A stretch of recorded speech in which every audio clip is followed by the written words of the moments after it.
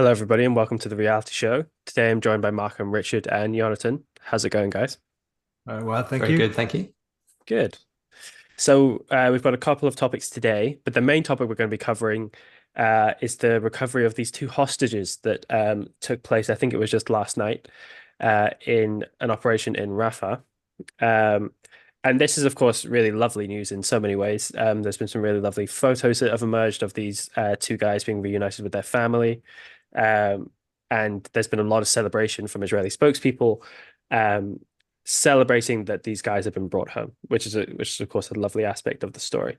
Um, so I want to talk a little bit about that, but and Jonathan, I'll probably come to you first. I'll ask what the reaction has been in Israel, but then I want to talk a bit about how we should think about, or how Israel should be thinking about saving hostages in the war. So, but Jonathan, what's the reaction been like in Israel? It was amazing. People are so happy, and I find it really amazing, and I think it's really unique. The sense of camaraderie that you have here. It's like everybody is participating in the celebration, not just the family of the hostages, which I think is unique. It's a very happy day for a lot of Israelis, for everyone. The news are all about it. Very few people are negative about it. There are some voices, believe it or not, who don't like that because too many Palestinians died in the operation. Right. But they are, of course, the minority. So it's a very happy day, and I hope we'll see more of these risky and courageous, amazing rescue operations. Yes, I saw some tweets to that effect of what you're mentioning, which was disappointing. And maybe we'll talk about this idea of proportionality a little bit as well. But I saw some people tweeting saying, 50 Palestinian lives were lost or whatever for two Israelis, as if that is the right way to be approaching this issue at all. Innocent people were kidnapped and have been rescued and um, that is the news there. Um, so how should we think about the hostages in this situation though?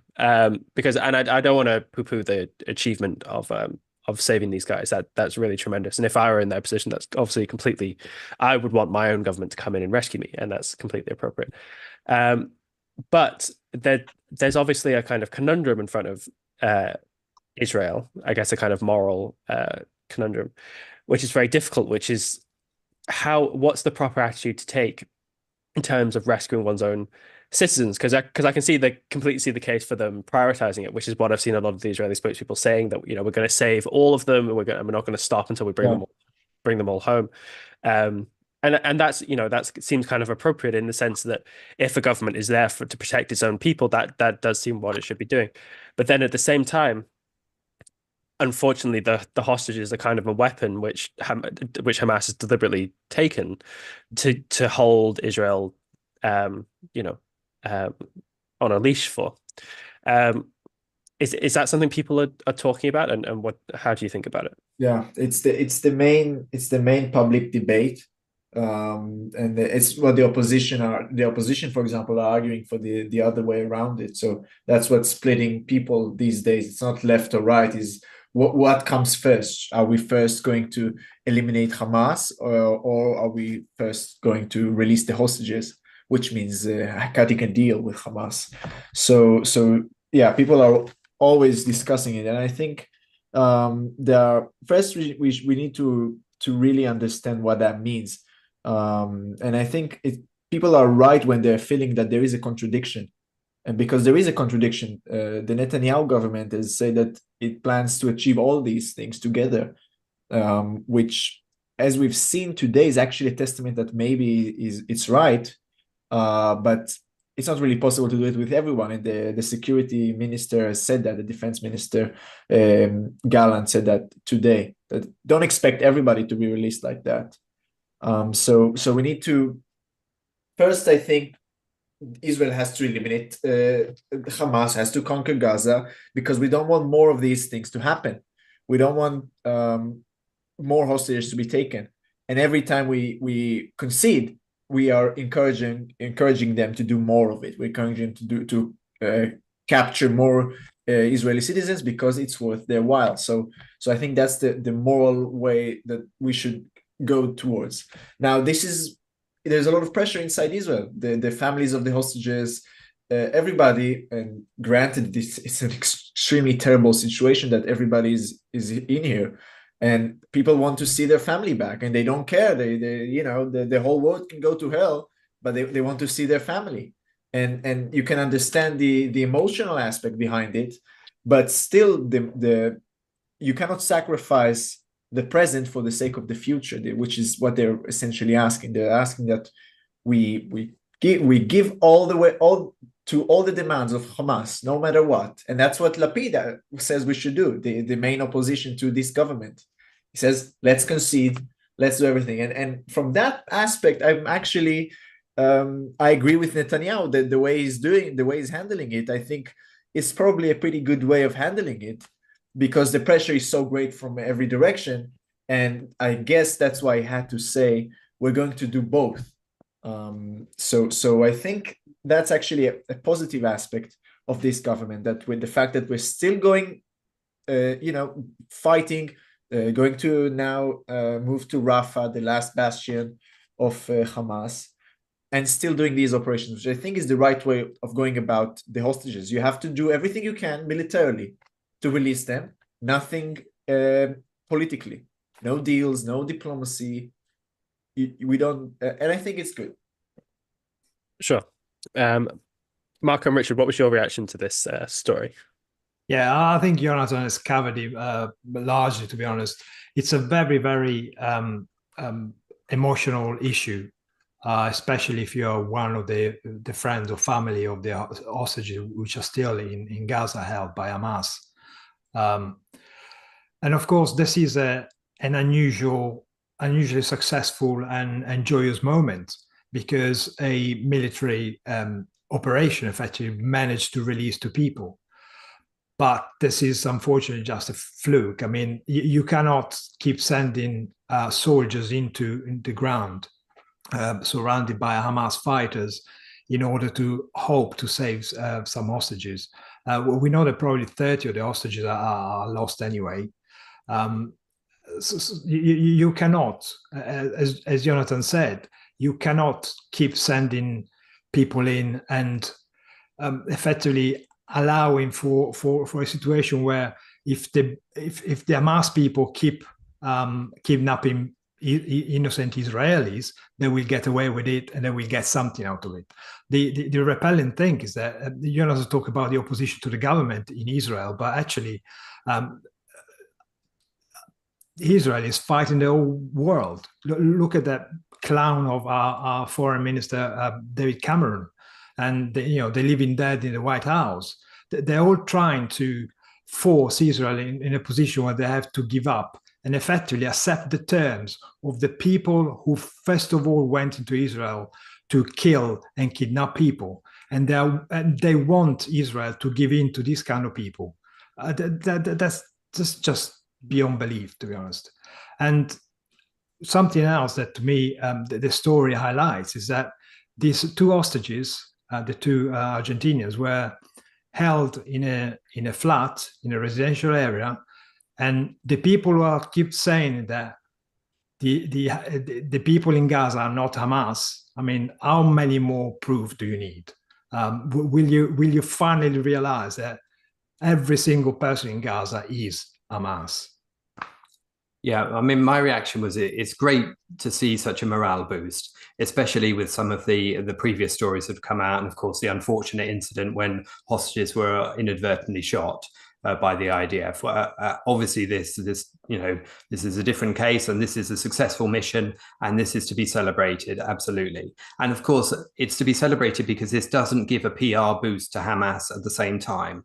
This is not an exchange of Palestinian prisoners for hostages, where Hamas are able to smilingly hand them over and look like they were just caring for them like grandpa and grandma. This is a proper case where the PR is totally fully on Israel's side, as it should be with a successful operation of this nature. It sort of reminds me of the Iranian embassy siege in the UK back in the 80s, for example. It's got that kind of a feel to it, where when it's militarily well executed like this, and by the sound of it, a second-story building in the middle of the night. They blew open the door of the apartment when the hostage takers, when the hostages were clearly slightly away from the door. They killed the Hamas operatives who were right behind that door in that explosion, and they then shielded the hostages with some of their own bodies on the escape in order to free them. So, all in all, full of bravery, utterly to be commended, and of course, it proves why Rafah is a necessary goal at this point in time, because that's where they were held. And of course, if you were to balance the two things that we're talking about here, the total victory, the annihilation of Hamas so that they can't do this again, and the release of the hostages, then any idea that you should stand back and not enter Rafah is lunacy. It can achieve neither of those goals. But it is the total victory that should be primary. And the rescue of hostages, wherever there's intel such as this, obviously you go, when you balance the risk, you go for it, but not at the price of surrendering to Hamas or giving up on the goal of annihilating them utterly. Yes. And so I guess just people should say, I think the names, if I'm getting them correctly, is Fernando Marman and Louis Ha, something like that. So Jonathan, I think you had it right, or I think you put your finger on the issue when I think how we have to think about hostage negotiations in contexts like this is in relation to the long term. Because you used the phrase kind of like we can't sacrifice the long term for the present. And so much of some of the problems from either the Israeli side in some of this or from people's reaction to this, I think evidence is a kind of lack of principled thinking, and principles are, of course, something which is meant to aid you into thinking in the long term, right? And so one of the things that I'm wondering as well is there a lot of people, as there are a lot of people in the West just generally, calling for the Israeli government to be striking a political deal? Because you kind of said that you think that it's appropriate for the military to be going in to trying to save the hostages, but not to be making any kind of political deals. Is there a lot of pressure coming up for people saying we want there to be some kind of hostage deal struck? Absolutely. You have every Saturday evening in Tel Aviv, there's a huge rally of the families of the hostages, and thousands, if not tens of thousands of people. A few weeks ago, they blocked one of the main highways. There are a lot of forces. I said the opposition party. I think there are hundreds of thousands of Israelis who are supporting cutting a deal and releasing even all the Hamas prisoners. A lot of people are supportive of that, but a lot of people are also supportive of not doing that. And I think they are in the majority because there are way more people serving now in the military, and the people who are now in the military, they don't think we should cut a deal. All the people in reserves, their families. Think about what great injustice it'll be to, first of all the people murdered in October 7th, that we cut a deal now, but also to the soldiers now who are fighting, giving their lives away, and then we will go back and do everything again. It's a huge injustice to all these people. So, as much as it hurts, and it's really terrible, but you can't cut a deal with the devil. We know how it ends. Sure. And one of the pieces of news that we've seen is that Hamas recently, or Hamas spokespeople, have rejected the idea of a deal of this sort in any case. So people who are rallying for it are unfortunately. This is an important point, Morgan.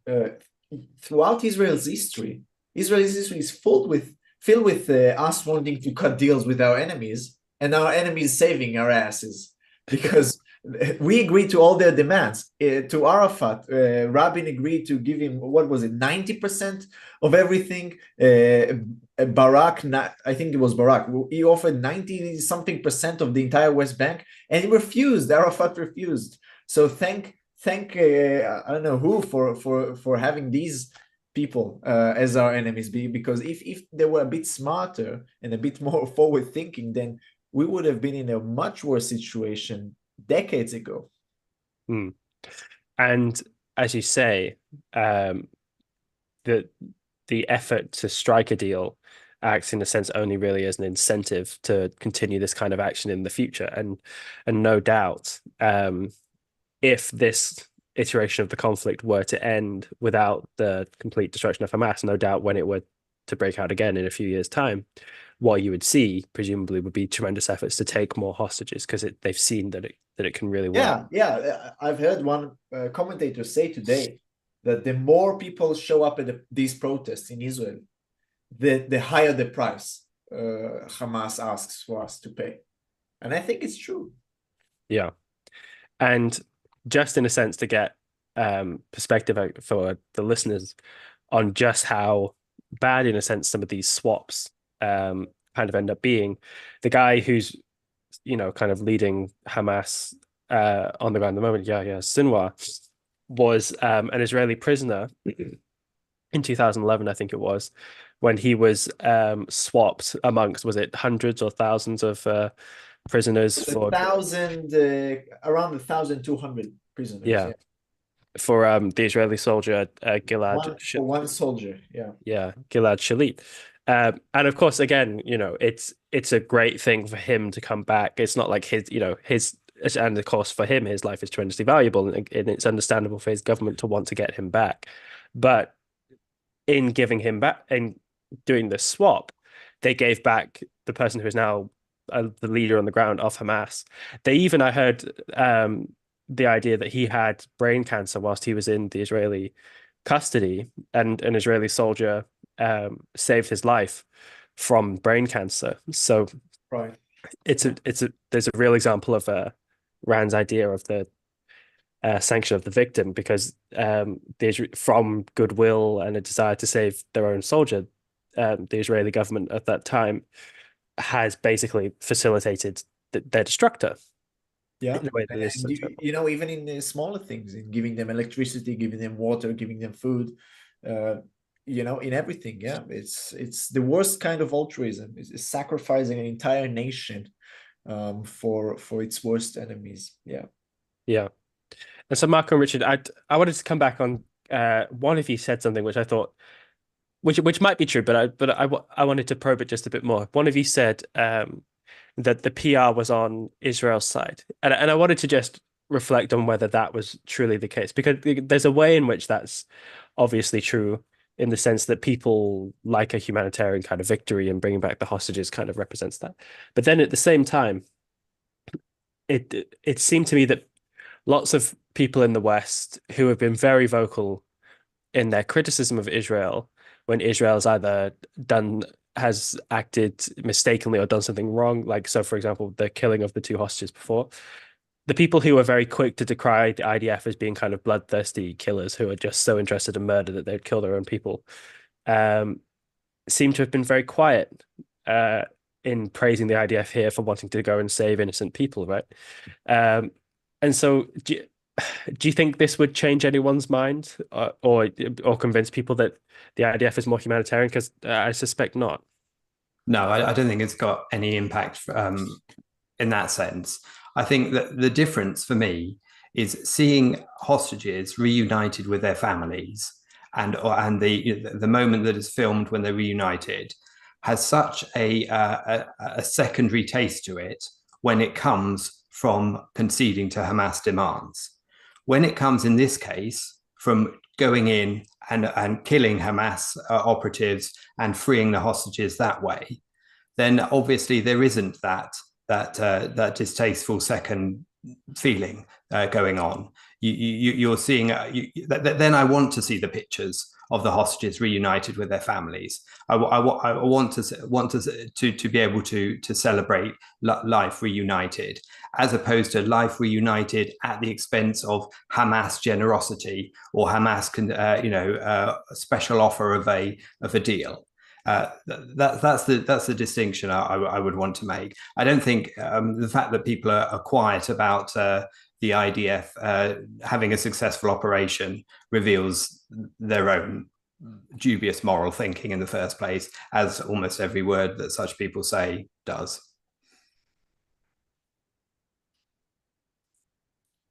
I'm still muted. Yeah. And so then just generally then, how do you think, how to put this? People in the West have been curiously silent, I guess, generally about the hostages. It's not something, there's obviously been a bit of kind of, it's not like people in the West don't know that the hostages have been taken, but people haven't been marching in the way that they have for civilians in Gaza for the return of the hostages. And in fact, we've seen the rather just awful phenomena of people in London or in New York tearing down the posters of the hostages. So there's a real kind of malice, I guess. Do you think well, I guess what I want to ask, how can we change that? Because that it's so awful to think that there are people in our own societies who have their moral priorities so perverted into it. Do you think, or can we do anything? Is that actually just a hopeless situation? I think this is the tribalism at play. This is the fact that people want to demonize Israel, so they can't face the fact that there are hostages, and that Hamas's return of those hostages and surrender would bring about the kind of peace that they're supposedly calling out for. But so long as they can ignore the hostages or even remove evidence from them, from lampposts, from the world, from recognition in the media and the West side as much as possible, and keep the focus on Palestinian children standing on piles of rubble, then they can continue to demonize Israel and make the entire thing look like it's Israel's fault from start to finish. Can you turn such people around? Well, no, not really, and not until they're defeated. Not until they're defeated, and every evidence that we've seen coming out from tunnels under UNRWA to UNRWA representatives being part of Hamas, to all of the stuff that has been said loudly and clearly for years, and yet has been ignored by the same people, because again, that would show that it's not Israel that's spreading lies or spreading mistruths about what's going on, and it reveals the true nature of the people who have been in charge and complicit in how Gaza has been run for the last 17 years. And it's total mental evasion, isn't it? I mean, the Western media always shows a picture of some rubble in Gaza with some kids playing in the rubble. And they talk about displacement in Rafah because the IDS is coming in. But what about the displacement of the innocent civilians in the north of Israel who have been had to move away because the Hezbollah from Lebanon is has been throwing missiles for months now. What about them? We never talk about them, and we never talk about the fact that Hamas is stealing most of the stuff, that the so-called humanitarian aid, the Hamas aid, which is going in. We never talk about the fact that there was a massive command center with servers and air conditioning underneath UNRWA's headquarters. We don't talk about this kind of stuff because that would make quite clear with enough proof where's the evil is. And we are quite clear that the evil is on the side of the monsters who want to enslave us in the name of a ghost in the sky. But you cannot make that clear because everybody will get it, even if you're not particularly switched on. If you just read that headline that says there's a UNRWA headquarters, there's a Hamas headquarters underneath UNRWA with a tunnel that connects that to an UNRWA school, even the Damas will make his own mind up. Yeah. Excuse me. I'm still recovering from my cold. Okay. Let's do some super chats and then we can move on to our next topic then. So we have $3.99 from Jonathan Honig. Thank you so much, Jonathan. We have $5 from Stock Feeder. Thank you so much, Stock. And then we have a message from Daniel. Okie dokie. Any other final comments then, guys, or should we go to the second topic? I think it's worth. Sorry, Jonathan, go ahead. Thank you. I'd like to say something about the pro-life attitudes in Israel. I've had an interesting experience this Saturday. It was a beautiful sunny day, so I went outside with a few friends to the port of Tel Aviv, and it was really spectacular. You see hundreds of people walking out with their family, having a good time in a beautiful sunny Saturday afternoon with their kids. And you see some of them are also carrying assault rifles on their back because they're reservists and they just came back, for a Saturday to be with their family. So they're going and enjoying life. And I think this is a real testament to what is the society in Israel really about. It's about life. It's about especially in Tel Aviv. It's about celebrating life. They're carrying these rifles because they are protecting their families so that they could go on a Saturday on a beautiful day to go and enjoy the beach. And I think that's it shows the contrast between us and the Gazans who are happy about their family dying as martyrs, and we are so saddened about every soldiers that dies here. So I think it's a good contrast, and really encourage everyone to come and visit Tel Aviv after the war. You'll have a great time. For sure. Marco, were you going to say something? Yeah. So can I just ask a question, to Jonathan? I've been thinking about this, and I've been thinking if I were in a situation where I'm living in Israel, knowing very well that you might be taken hostage or attacked in some way, my message to my family would be just don't worry about me. If they take me, consider me dead. If they can save me because they've got special intelligence, yes, but I don't want any other young kid to risk their life for me. Is there this kind of conversation going on among people in Israel?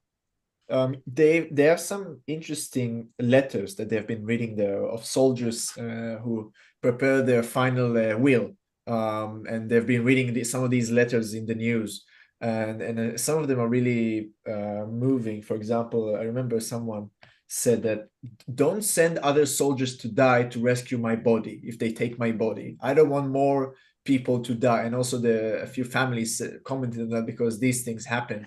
They sacrifice soldiers just to get bodies.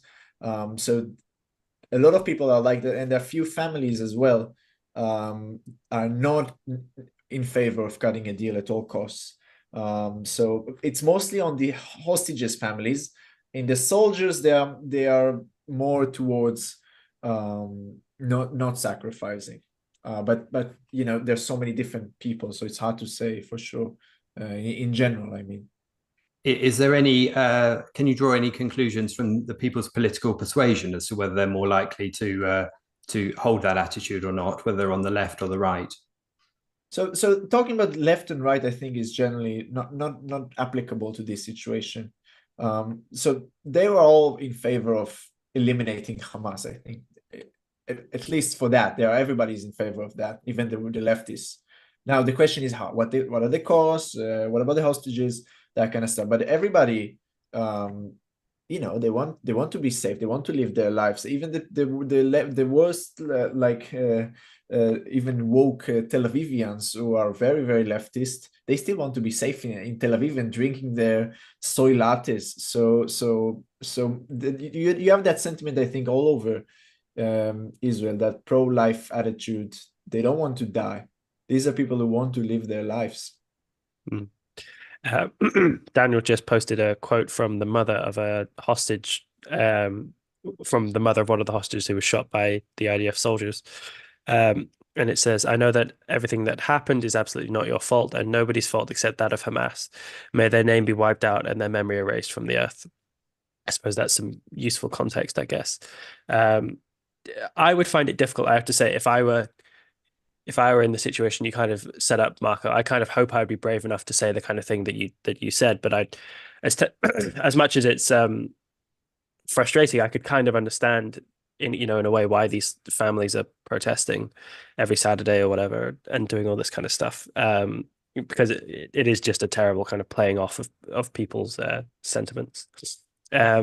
And we have $1 from Jonathan. Thanks so much, Jonathan, and then £1 from Apollo Zeus. So let's go to the next topic then. So there, this topic is talking about the footage which has emerged in the news in recent days of IDF soldiers and Gazan detainees, prisoners of war, however you want to put it. Um, and these prisoners of war are very often stripped and sort of lined up and kneeling. One of the pictures is of a guy who's clearly being interrogated in some way. He's stripped down and tied to a chair. And this isn't the first kind of bout of these photos that were released. There were some released a few weeks ago, and it ushered in a lot of condemnation from Western news sources, from Western representatives, and this is just the kind of latest bout of this. And I think this came out about 2 days ago. So I want to talk how should we think about these photos, because I think any ordinary person who's not used to seeing photos of war is very naturally going to be shocked by them in some way. But there was a lot of context that people were sort of bringing up when the last bout of photos came out about how we should think about them, why these people have been stripped down, for example, and all this kind of stuff. So, Jonathan, I'll come to you first. One, is this been a story in Israel in the way that it has been in the West generally, and how should people think about it? It wasn't a big story in Israel, and it certainly isn't. And generally, no, I would say it's a big story in Israel. It's a smear. It's a way by the Westerners, the anti-Israel Westerners, to smear Israel. The fact is that these soldiers were doing such things who the IDF itself considers to be terrible things, and they are being investigated. They're put to military jail in many such instances. And you couldn't say the Western media couldn't say, look, Hamas treated the Israeli soldiers badly, which of course it treats them terribly, and innocent civilians. It rapes them and mutilates them and decapitates them. The media doesn't complain about that, and then Hamas says, "Oh, we will investigate that and we will punish the terrorists who are responsible for that." You don't get that response with Hamas, do you? With the IDF, it's the opposite. They say, "Oh, we will investigate. We will make sure justice is done." But it should be said that the premise is wrong. You shouldn't treat your murderers nicely. There's no reason to treat them like that. There's no reason to be too brutal without any reason. But I think it's perfectly justifiable to treat them very harshly because they did horrible things, and it's a very just thing to do. Not to treat them like hotel guests. So I think it's and there are hundreds of Hamas terrorists who are being captive by the ADF. How many such instances were cited in the article? I think it was 5, 6, 7, something like that. How is it? It doesn't show anything systemic. It's it's the out of the ordinary. Some crazy soldiers are acting like that. So, it's just a smear. Sure. And I guess because there seems to be two types of photos being released. So one of them, I guess, which you're saying are the ones where the soldiers are being reprimanded or detained for them. I would take it are the ones where there's a kind of flippancy going on, or a kind of excessiveness in some way, maybe. Like, so that one of them, which I haven't actually seen, but which was reported on, was of soldiers dressed up as like a dinosaur, doing something kind of silly whilst firing a rocket or something like that, right? I guess what you're saying there is that soldiers acting kind of flippant and then posting things on social media or something probably goes against the IDF code of conduct. But then the soldiers who are being stripped down, something that was so the thing that people have been commentating on it saying is that this may, and I think a lot of emphasis on the word may, break international law. And when the similar photos were released last time, one of the pieces of context that came out was because people were shocked to see that the prisoners had been stripped. The context was that the reason the IDF does that is because they're worried about them wearing a kind of bomb vest.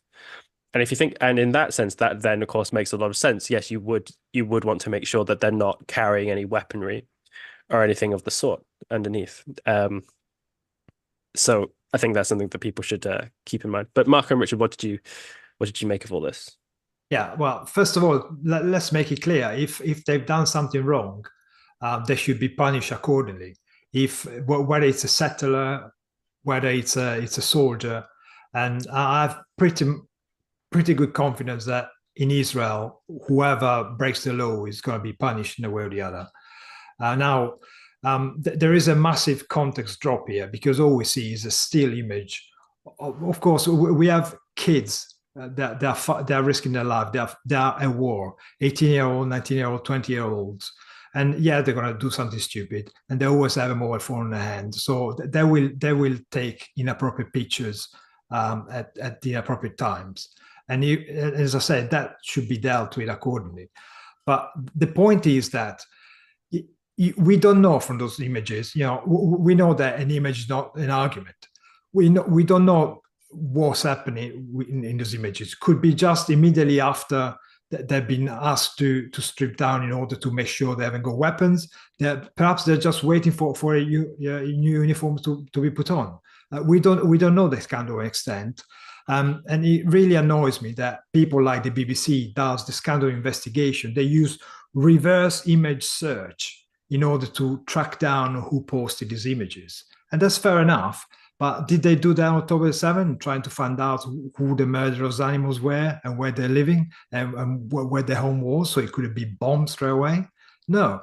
As usually, it's this asymmetrical scrutiny that is all heavy on Israel, and everybody else literally can get away with murder or kidnapping people. And that's really getting to the point, it's getting quite sickening, to be honest. It's relentless, asking for Israel to behave in a way which nobody could possibly be asked to follow the standard. They never ask Hamas to return the hostages, do they? But every time Israel just steps out of line by a millimeter, it breaks international laws and blah, blah, blah. It's like, oh, come on, get real, people. Yeah, I mean, my reaction to this story was I didn't find it shocking. I didn't even consider it qualified as goddamn news, to be honest. I thought it's nearly irrelevant. There's this pretense at outrage at what to me strikes me as virtually zero compared with the absence of outrage at the atrocities of October 7th and the memory of them being erased as quickly as possible. I mean, to see these soldiers walking around in their boxers, being lined up and being held up, holding up what is presumably numbers or identification codes, so that they can be counted and assessed and processed as prisoners of war. It just strikes me as exactly what you would do. I mean, it's as if you see more. I mean, the BBC said contain some upsetting scenes, and then that's what you see: some men queuing up in their boxers. Well, I've seen, more upsetting scenes on the beach in Benidorm, if that's the threshold. I mean, what is this? Is this the Iranian morality police judging what's upsetting now? I mean, the quote that we keep hearing in terms of breaking international law refers to this phrase, insults and public curiosity. This phrase that supposedly you're degrading and humiliating, and by it being posted on the internet, it's putting the captives up to public curiosity. Now, I mean, as Marco pointed out, you've got reservists here, you've got very young soldiers, you've got the kind of soldiers that would take inappropriate pictures at a birthday party. And essentially, that is the same thing, really, that it's going on. They shouldn't be posted online, but it's not the end of the world. And certainly in the context of war and in the context of everything else that's going on, including all of the activity by Hamas and the Palestinians, to me, it's not even news. Yes. And I think Marco put his finger on it when he said that there's an immense amount of context dropping going on here. Not only because people are dropping the context, for example, that I mentioned, I guess, of people potentially wearing bomb vests, and that's why they might be stripped down. But because we don't know in a lot of these photos, for example, of people who are on their knees and wearing boxes and they're in lines. Are these so the suggestion is in a sense that the IDF is taking civilians and is just trying to humiliate them for the sake of it, or something like that. We don't know who these guys are. Were these guys soldiers or were they not, or what's going on? We don't know. That and these pictures are posted on without mentioning or any investigative reporting done on exactly who they are. So when it comes to then judging, has the Israeli military acted justly or unjustly or done any, kind of thing like that? We don't exactly have the material to make our minds up. So we need to be really mindful of what would be the kind of the proper standards we would have to have in mind, or the proper knowledge we would have to have in order to judge this accurately. And we really don't have that. And that's something that's notably going on in this story. But also, pictures from war zones are always distressing.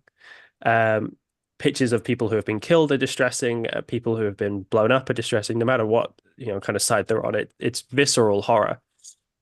So it's not surprising that people are distressed in seeing them.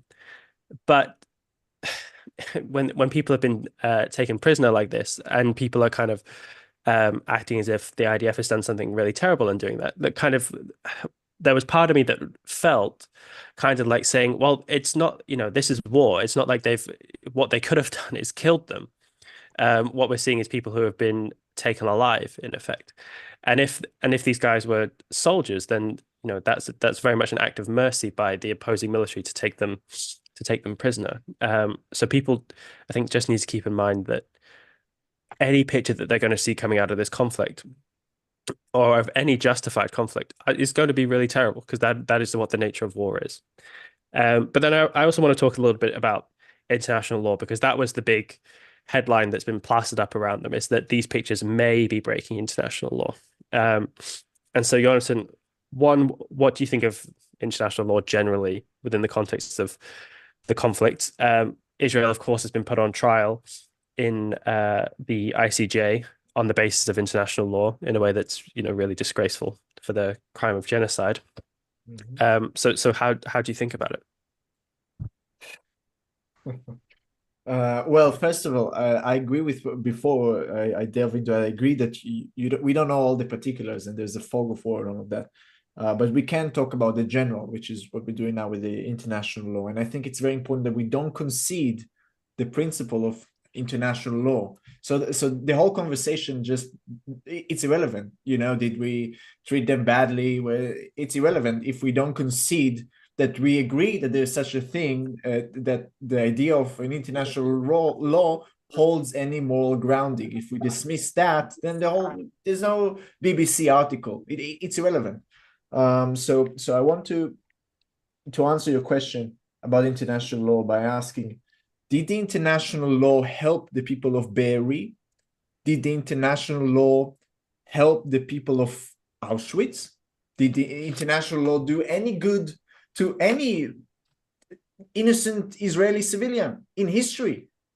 The answer is no. I don't think of any example where our enemies adhered to international law. Maybe the Egyptians, but I'm not even sure in those circumstances. So to Israel, I think specifically, it should just be completely irrelevant. We are fighting for our own survival, and we don't have the luxury of dabbling in the international legal quarrel. It's irrelevant for us historically, but morally, the idea of law without an enforcer, of law without standing, is just ludicrous. Law has a purpose. The purpose is to protect individual rights, to protect. It's for the government to use the law in order to protect individual rights of their own citizens. If international law demands you that you are sacrificing the people of Israel for the sake of the people of the country that perpetuated the war on you, then the international law can go to hell, along with all these people who claim that it holds any meaning. So I think for Israel, for any war, for any country, countries are meant for the protection of their own citizens. They are not created for the sake of protecting anything other than that. And they should act accordingly, according to their own rational judgment. And there's no need for countries to perform atrocities upon each other. Only irrational countries, only dictatorships, only authoritarian, ruthless regimes are acting against international law. So why should we limit ourselves? Why should we limit our own ability to protect our citizens for the sake of dictatorships? There's no reason to do that. And again, it didn't help the people of Be'eri. It didn't help anyone from the Nova party. It didn't do any good to them. So why the hell should we care? And just in terms of how Israelis are thinking about things, when international law is being brought up in the discussions by the international community, how are people reacting to it? Do they kind of feel guilty that their government is having this put against them, or are they kind of confidently brushing it off, do you think? I have an example of this is one of the people in the cabinet. His name is, he was the former chief of staff, not Gantz, the other one, Eisenkot. In one of the cabinet discussions that were leaked, he kept reiterating, what does international law says about this? What does international law says about this? So there are people that it's very important to them, former chiefs of staffs of the IDF, that it's very, very important to them, this issue of international law. I guess it's an important topic for many people, especially in the military. But for the mothers of the people who died, for the families of the soldiers who are now fighting there, I don't think they give a shit. I really don't think so. Mm-hmm. Mark and Richard, what do you guys have to say about international law?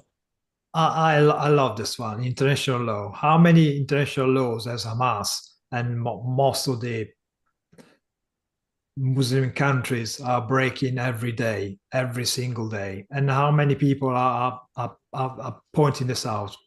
Never. However, when we say international law, we mean the UN.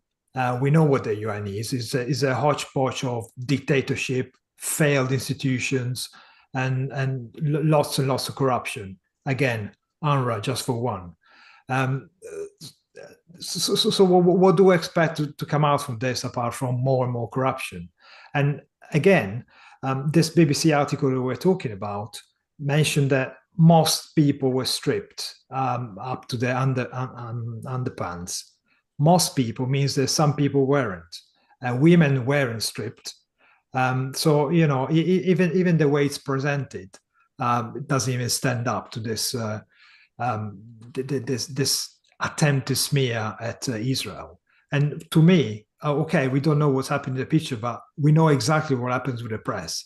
These poor, deluded BBC activists just want to help The Hague to build up a bit of a profile of a documentation to add to the charges for Israel, because Israel is being told not to commit genocide or to gather data because of the South Africans' complaint to the ICJ. Of course, there's lots of these trickle news and these things, little dossier, little investigation, all work in order to make the case against Israel in the head more and more concrete. Again, we don't believe the validity of the UN's legislation. We don't believe in the validity in the particular trial, and certainly we do not recognize that that particular tribunal should be even considered a serious thing. I think there's a couple of things going on here. They're really trying to tap into previous incidents in the past that are totally unrelated, like US soldiers in Iraq and Afghanistan in prisons and stuff. It's trying to recall that, oh, look, this is the same. It's not remotely the same. It's got nothing. There's no comparison whatsoever.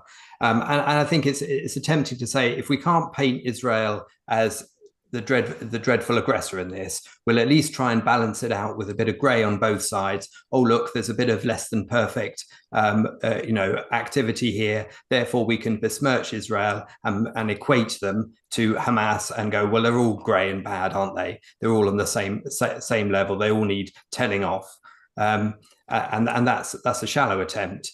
But that is what's behind it. And to those that want to hear that message, that does work.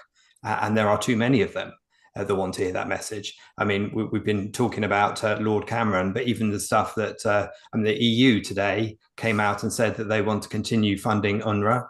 The Josep Borrell, the EU foreign policy chief, came out and criticized the US for continuing to supply weapons to Israel. I've got a quote from him here. He said, "If you believe that too many people are being killed, maybe you should provide less arms in order to prevent so many people being killed. How many is too many? Which is the standard? Netanyahu doesn't listen to anyone." I tell you who doesn't listen to anyone, Hamas. But who listens to them? The EU. Does he say the same about Ukraine, this guy? Exactly. Yeah. There's an interesting quote that came out about David Cameron just since you mentioned him. Who, for people who didn't catch the episode, we were talking about him a little while ago in a meeting with Arab ambassadors, having said that the UK is committed to recognizing a Palestinian state in order to bring around a permanent peace process, right? There's an interesting quote that came out from John Bolton, the US kind of foreign policy advisor now, I guess, saying that Cameron had stabbed the Israelis in the back, and that was an interesting development on that story that kind of came out. On the double standards, there was an interesting thing that happened in the kind of opening statements of the South African government's lawyers in the ICJ, which if people should genuinely go watch. It wasn't like it was a dry kind of boring thing. It was very interesting if you're interested in the conflict. One of their lawyers stood up and addressed this question, anticipating that people might say, well, shouldn't you be trying Hamas for having broken international law? And in a very lawyer-like kind of, neat little way, he says, well, maybe we should, but Hamas isn't, party to this particular convention, so therefore we're not going to do it. And so we're here to talk about the Israelis, which, of course, however, on a technical level, that might be true because Hamas hasn't signed this one particular human rights convention.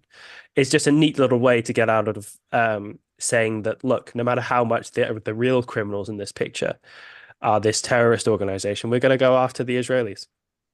And Netanyahu had an interesting way of putting it, that he doesn't think there's a double standard for Israel. There's almost like a triple standard. There's a double standard for Western nations, and then Israel is just kind of one little notch below that in terms of how people, the standards to which people hold the IDF and the Israelis generally. So I think that's an important point to stress to people. Anything else about this story that anyone wants to speak about?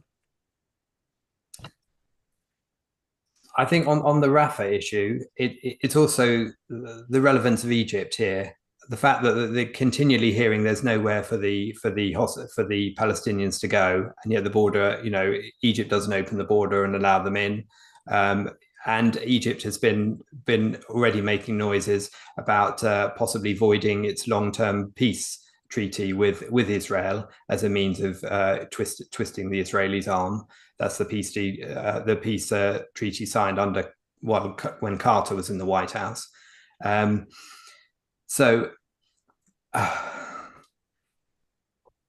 What can you say? We're going round and round at the moment, but in the meantime, at least Israel is continuing. At least hostages are being released in the process through the activity of Israeli soldiers, and at least the Hamas is gradually being more defeated. And despite the loud voices from around the Western world, they are so far being rightly ignored in the main, and that's got to be a good outcome at the moment.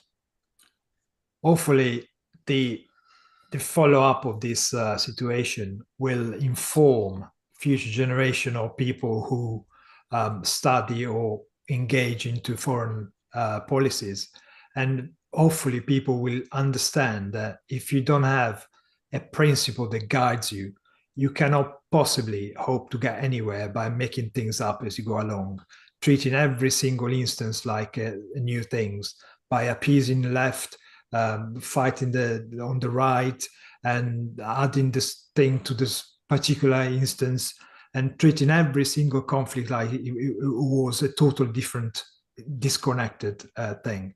If you don't act on principle, if you don't stick by your principles, especially for the West, you will never be taken seriously, and this situation will present themselves over and over and over again. Yeah. And I guess my final thing would just be to underline a point that I made earlier, because maybe it wasn't so clear. When I was stressing the fact that the article is saying that these photos shows that Israel may have broken international law. In the article, they were citing a leading advisor to the UN on international law, and he said these photos may show that Israel has broken international law. And the point there being, even he thinks he doesn't have enough context to judge whether it's actually done that. So how then are people in the West who aren't experts on the the technicalities, whatever, expected to be presented with these photos and to make any kind of proper judgment on them when this guy can't do it? So people really need to keep in mind the context, and then keep in mind that even the expert sees this and thinks, I don't know, maybe they have. So people need to just be really careful about what they actually know, and not rushing to certain conclusions when there's a very emotive image put in front of you, which happens so often in the conflict. Okay, guys, unless there's anything else, so we'll wrap up the show. Sure. I'll just say that on the issue of international law, then just the number of people of countries signed up on a Senate convention doesn't make it right. I think it's crucial that we understand it doesn't matter how many people think that something is right. Israel should still, protect its citizens. So I think if you are in an argument with somebody about this topic, always be adamant about that. We don't even recognize this principle. We don't subscribe to this nonsense. And yeah, that's it. For sure.